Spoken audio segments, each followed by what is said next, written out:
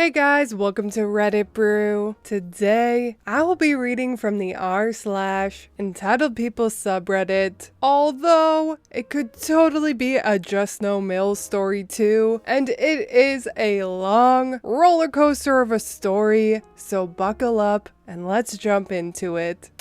My Just Know Mother is an entitled psycho. Part 1. My mother and I have never gotten along. She liked controlling my money and my personal life. It was awful. I lost every relationship I've ever had because of her. After my son was born, her controlling ways got even worse. She'd constantly butt in on my parenting, essentially taking over as my son's primary caregiver and decision maker. She told me that because I lived in her house, it was her right as the grandmother to do whatever she liked. And if I didn't like it, I could sign off my rights to my son and leave. Of course, I refused to do this and stayed because at the time, we had nowhere else to go. I will admit that I wasn't in the best financial position when I had my son. His father and I had broken up, and it forced me to move back home with my entitled mother. I hated it. Over the next couple of years, I let EM have her way, all the while working my ass off at a night job, trying to save money so we could move out ASAP. Well, my EM stole the money I had saved up more than once, so I was forced to get a bank account. Because it was a bank-issued debit card, it required a PIN to purchase things, so my money could be safe from her stealing it. One night, I'm cooking dinner for my son and EM bursts in demanding to know where my money is. I tell her that I set up a bank account for myself. She flipped out. She demanded to know the PIN to my debit card so she could take out the money, and I told her to F off. She screamed at me for being selfish and that she deserves the money more than I do because my son and I live in her house, and if I wouldn't give up the PIN, then she would just cut the card into ribbons so that neither of us could have it. By this point, on the advice of a friend, I had begun recording EM whenever she began to misbehave for any reason. After telling EM I wouldn't give up the PIN, she grabbed the scissors and chopped my debit card up into tiny pieces. I knew this didn't matter because I could just go get another card from the bank, so I wasn't worried. I requested a new card the next day and went about my business. Sometime later, when I had saved enough, I began looking into apartments. I found one close to work, and there was a daycare center a few blocks away, which would be perfect for my son and I. I got a friend to go with me, and after a bit of talking with my new landlord, I signed the lease, paid the first 3 months of rent, and got the keys. I was stoked! I went to EM's house and began packing right away. She barged into my room without even knocking and just asked what the hell I was doing. Of course, I picked up my phone and began recording right away. I told her that we were moving out. Without any hesitation, she began screaming, demanding to know where I was taking her kid. I refused to tell her. So what does EM do? She calls the police. The police arrive, and before I had the chance to explain the situation, EM begins ranting and raving that I am kidnapping her child. Her child? The officer looks at me with suspicion, but then relaxes when I tell him he is my child and that we are moving out. EM flips out even more, demanding the officer arrest me and force me to sign over my parental rights to her and to interrogate me into giving my bank details. The officer sighed, that kind of sigh like, why the hell was I even called out to this situation? He told my mother that he could not arrest me for moving out because I'm an adult, and he couldn't force me to sign over my parental rights, nor could he force me to give up my bank information. He then told her if she wanted to go for grandparent rights, she most certainly could. But given how unhinged she is just because I'm moving out, and well within my rights, it doesn't seem like she's within the right frame of mind to be anywhere near any child, let alone her own grandchild. This did not go over well at all. As the officer was leaving, and I was in the process of packing up some of my son's things, EM lunged at me and began scratching at my face. I naturally defended myself and shoved her away from me. She screamed at the officer to arrest me for assaulting her. The officer sighed again and said that he blatantly saw her lunge at me first and that I was defending myself. He then told my mother that if she didn't settle down, he'd be forced to arrest her. Well, shockingly, she didn't calm down and the officer arrested her. I never felt so grateful for the police in my life. My Just Know Mother is a Psycho Part 2. First off, thank you to the supportive comments from Part 1. Secondly, Part 2 is a doozy, so strap in and enjoy the crazy train ride. While EM was being carted off to jail for a nice, relaxing cool down in lockup for the evening, I took the opportunity to pack everything I could within the time I had. I secured a moving van and packed up everything and went to my new apartment with my son. A friend helped me unpack some basic things, helped me set up my son's bed, and we got Chinese food. The feeling of relief swept over me like a tidal wave. After years of abuse, stealing, being controlled, and being stolen from, I was free. I don't think I ever cried so hard. Fast forward a year. I had made our apartment into a home. I got a new, higher paying job and was able to give us a comfortable life. While we weren't rich, we had enough money to live, and having financial stability was something I'd never thought I'd have under EM's control. I had even started seeing a guy I had met at a luncheon my boss was throwing, and we hit it off immediately, and my son adored him. After having no contact with EM for the year, I was surprised to see I had a message over Facebook from one of my siblings. They asked me if I'd be willing to talk to EM and try mending the rift because she missed my son and wanted to mend our broken family for my son's sake. I didn't want to. I felt like this was some ploy to get her claws into my son and hurt me again. Just looking at the message made me have PTSD. I was scared. After my boyfriend helped me to calm down and told me that talking to my therapist might help,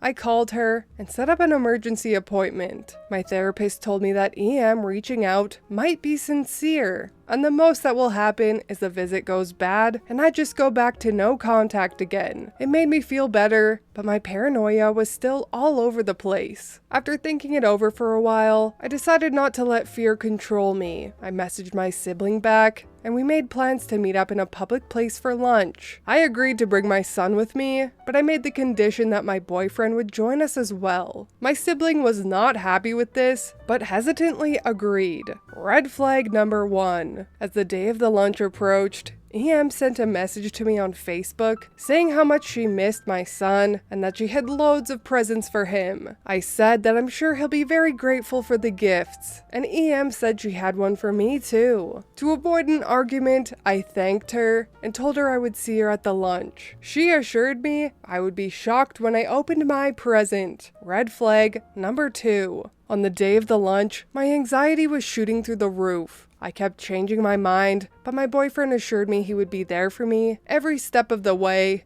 and if I was uncomfortable and wanted to leave, we would get the fuck out of there. After some more freaking out, we got into the car and arrived at the restaurant. My son and EM hugged, and he opened all of the gifts she had gotten for him. He was super happy and excited to take everything home to play with them, but EM stopped him and said that the toys would be for her house, and that he was welcome to come play with them whenever he wanted. I nearly spat out my drink. This got EM's attention, and she smiled at me and said she wanted to hand deliver my gift in person. She handed me a large brown envelope. I almost didn't want to take it, worried she had put anthrax or something in it, but I took it and opened it. She was petitioning the court for grandparents' rights. I immediately exploded, standing and throwing the papers at her, shouting at her that she will never get her hands on my son, not even if I were dead. I grabbed my son, my boyfriend, and we immediately left. I felt so humiliated and tricked. The only good thing to come out of this horrible episode is that they were left with the bill. My Just Know Mother is a Psycho Part 3. In the last century, EM was petitioning for grandparents' rights. I had never been involved with the courts before. I was pretty freaked out. Not to mention, terrified of the lies EM might tell them about me. After some talk with my boyfriend, and a therapist, they urged me to hire an attorney. I found a fantastic family law attorney who was incredibly kind, but very direct and didn't bullshit me. I still had flash drives of recordings of the times my mother abused me and a lot of the arguments we had, but my attorney dashed any hope of using them. Audio recordings weren't admissible unless both parties agreed to be recorded. I almost gave up hope on the spot, but he assured me that my EM's previous arrest, and the testimony of the officer who had arrested her the night I moved out, plus my boyfriend's witness statement, and the fact that EM hadn't seen my son in over a year was more than enough for a judge to deny EM of any grandparent rights. At the hearing, in classic Karen form, EM played the victim, stating that I was the aggressor the night I moved out, that I smoked weed around my son, and I was a prostitute who brought strange men into her home. She came up with so many lies during the hearing that I swear shit was about to start spewing from the browns of her eyes. She even went as far as to accuse my boyfriend of molesting my son. The judge then asked if she had any proof of these claims, and she looked at me with that fake, motherly tone, saying she didn't want to ruin her precious daughter's life, but this whole thing has forced her hand, and she is looking out for her grandchild's best interest. After my siblings testified, they merely repeated the lies, but couldn't provide any proof. The judge dismissed her testimony as hearsay, but did order me to undergo a drug test. When it was my turn to testify, I detailed the years of abuse and theft. I told the judge about the money that EM had stolen from me many times, and the time she cut up my debit card because I wouldn't give her my PIN number. I even reiterated about how she demanded the cop arrest me, and to force me to give up my bank details. When I stepped down from the stand, the officer was called in to testify. EM turned white as a ghost. The officer corroborated my story. EM began shouting at the officer, calling him a liar, but the judge had the police report in front of him. He warned EM he would hold her in contempt of court if she continued with her outburst. The judge denied EM's petition for grandparents' right. He even said he believed she was in deep need of counseling and that she displays serious instability. EM was shaking with rage. She shockingly held her composure and just walked out of the courtroom glaring at me as she passed by. My boyfriend, who I married, and I agreed to putting EM and that side of the family behind us. Because I had no family who cared, our wedding was small, with only his side in attendance. I didn't mind. His family had welcomed my son and I openly and accepted us. We moved into a larger home just a few miles away from my old one. My husband even legally adopted my son to claim as his own. You'd think this would be a happy ending, but nope. The bitch is like herpes. She keeps coming back. My Just Know Mother is a Psycho Part 4. I know this is a novel, but I'm actually glad to be doing this. It's cathartic in a way. You may notice this all takes place over the course of many years. Just wanted to clarify it didn't all happen at once. Fast forward 2 years after my husband and I got married. To make a long story short, he had been cheating on me for well over a year with a coworker. I was able to move my son and I back to our old apartment complex. It wasn't the same apartment, but the transition was pretty easy, and I had enough vacation time at work to take a few days off to get everything sorted out. Ex-husband and I divorced, but agreed to stay amicable for our son's sake. After a little time, I get a Facebook message from one of my siblings again. Therapy had been so great with helping me overcome those emotions, so I didn't react as badly as I had before. They wanted me to forgive EM for how she acted and that she was deeply sorry for it and truly wanted to mend the rift. I asked my sibling why now, and they said because of the divorce, it isn't right that I'm alone now. I hadn't told anyone in my family about the divorce.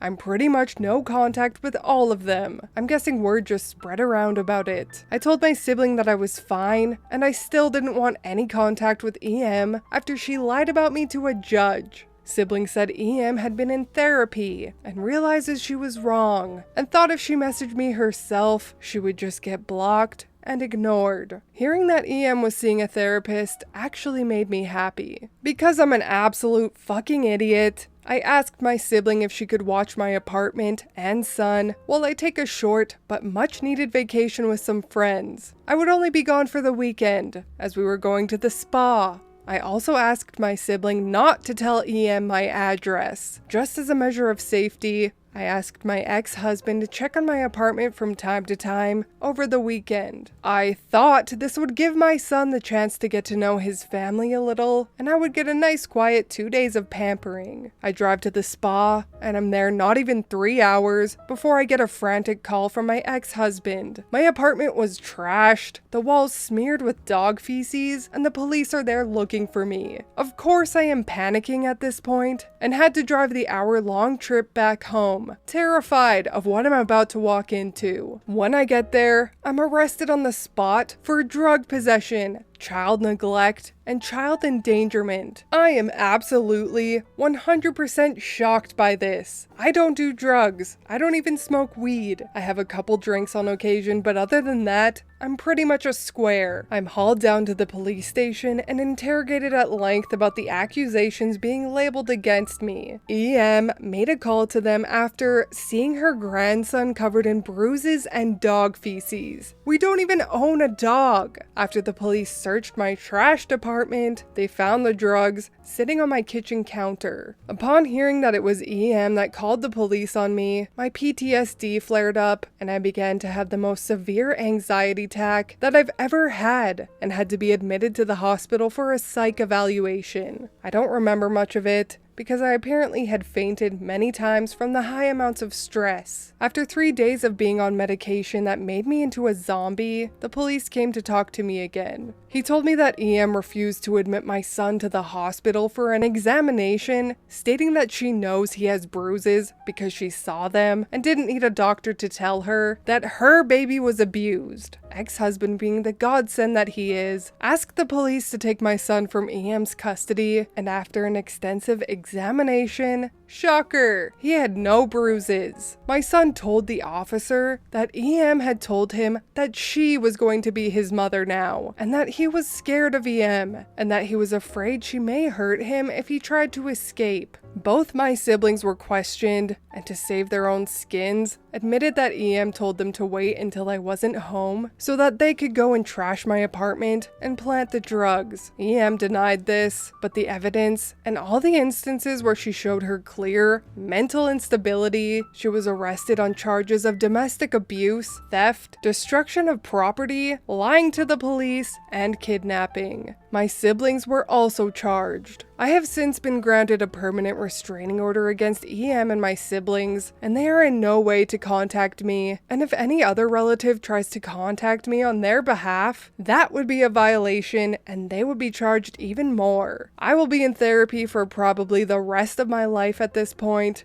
and my son has begun seeing the same therapist. My ex-husband and I are working through our own issues. Knowing that EM will get out of prison at some point, we are considering moving out of state.